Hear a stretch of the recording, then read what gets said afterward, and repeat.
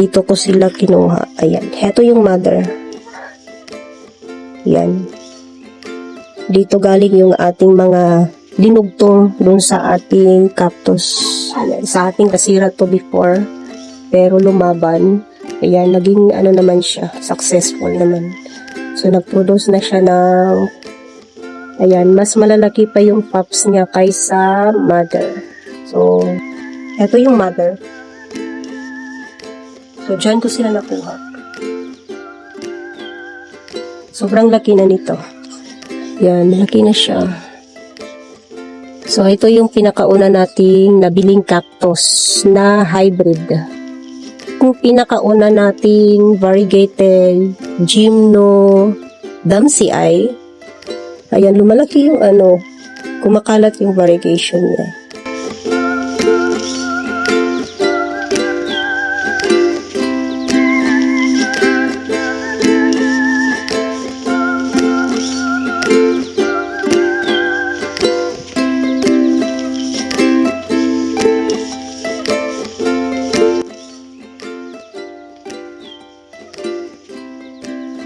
Hello everyone! So ngayon po ay mag-update po ako ng ating mga cactus dito sa ating plant rack.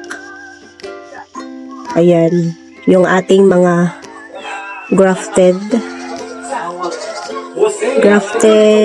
cactus.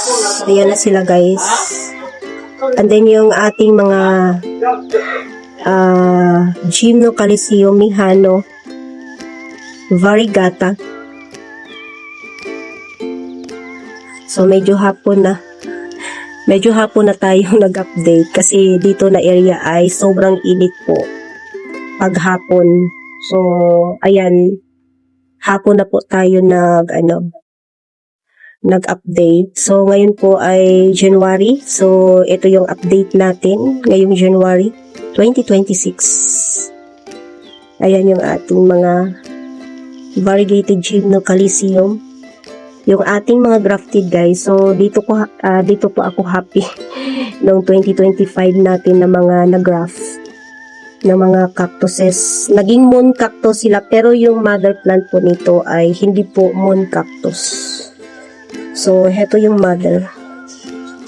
Dito ko sila kinuha. Ayan. Heto yung mother. Yan. Dito galing yung ating mga dinugtong dun sa ating cactus. Ayan, sa ating rootstock.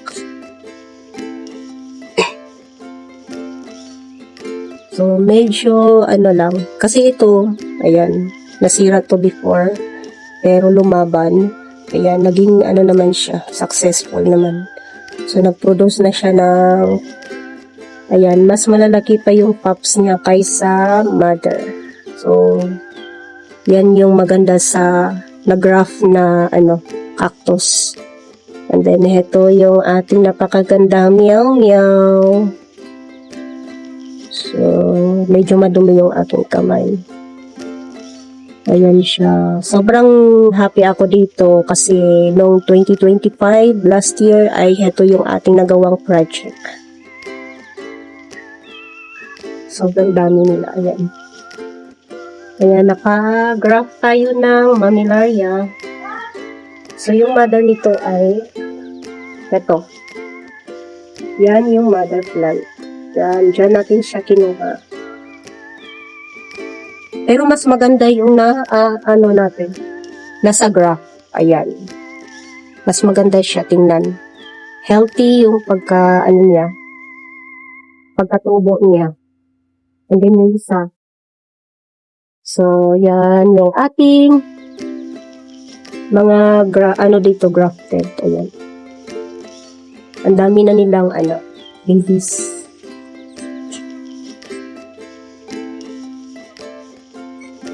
Ang maganda sa grafted, kahit maliit pa siya, nagpo-produce siya ng pups.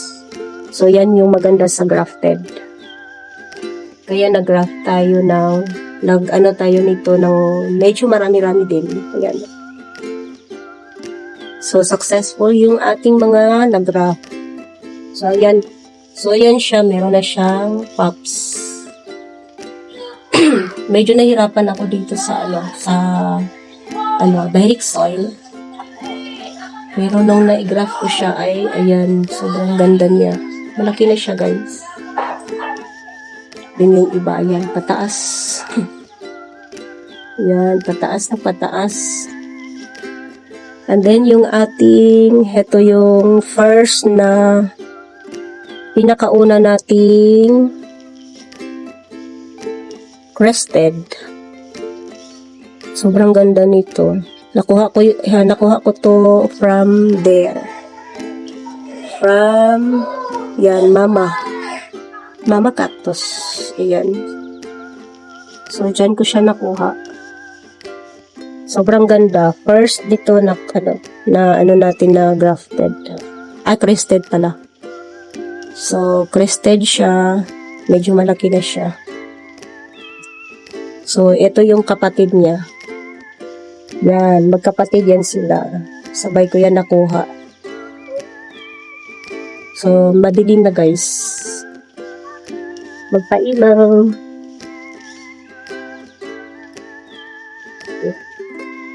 Madilim na, magpailaw. So, yan. Magkapatid to. Ayan. Diba, ganda. And then, ito yung mother. So, dyan ko sila nakuha. Sobrang laki na nito. Yan, laki na siya. So, ito yung pinakauna nating nabiling cactus na hybrid. From pandemic. Pandemic pa to guys. Malaki na siya. Yan. And then, yung ating astro, ayan, malaki na. Parang ito yung nag-produce ng flower na hindi ko na, nakita. Hindi ko nakita na bumuka yung flower nito. So, ito ay mga 2 years na to yung ating mga, dito. And then, heto yung pinakauna nating variegated Gymnodamsii. Ayan, lumalaki yung kumakalat yung variegation niya. So, before isang rib yung may variegation, ngayon ay paapat. So, ang dami nating na nito, propagate. Ang dami niyang nabigay na pop sa atin. So, medyo malalaki na rin. Andun sa ating ICU area, pinapaganda natin guys, pinapalaki natin yung mga pops. And then ayan, nag-produce na naman siya ng sa may variegation siya nag-produce ng pops. So nakuha ko to sa natin, doon sa may vertical wall. So yan yung ating Mammillaria. Matagal na to. Matibay, pero kailangan iwasang ma-overwater kasi pasira. So, marami sila dito nakasurvive. 2 years ago, natin sila nabili sa ating seller. So, buhay na buhay yung ating mga cactuses.